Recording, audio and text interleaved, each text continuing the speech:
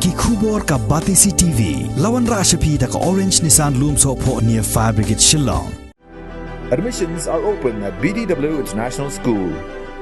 Enroll now.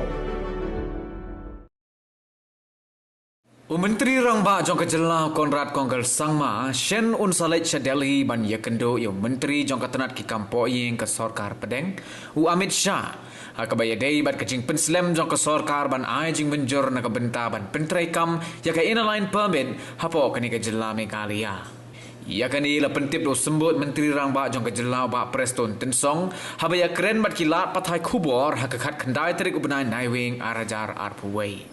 Shushu ba Preston ulo ong ba ka Sarkar jela kamshim la shong klikti ban bot din hakabaya dei bat ka jingdawa ban pentrai kam je ke inaline permit hanrei na ka por ka Sarkar kala le la ka jong ka kamram ban penorlong ya kani ka jingdawa kabala angnut la slem de ki pat ba nong shong shnong jong kani ka jela Meghalaya. Now we will pursue it. We did not stop pursuing that. We will again meet the Honorable Home Minister. We will again follow it up as per the resolution passed by the House.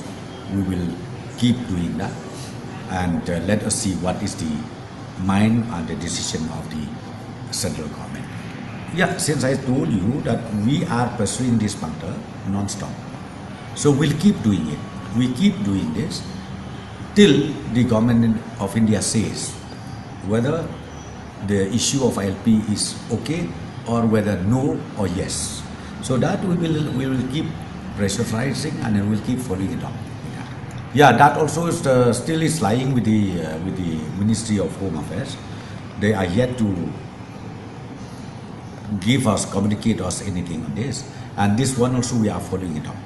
We are still following it up with the Ministry of Home.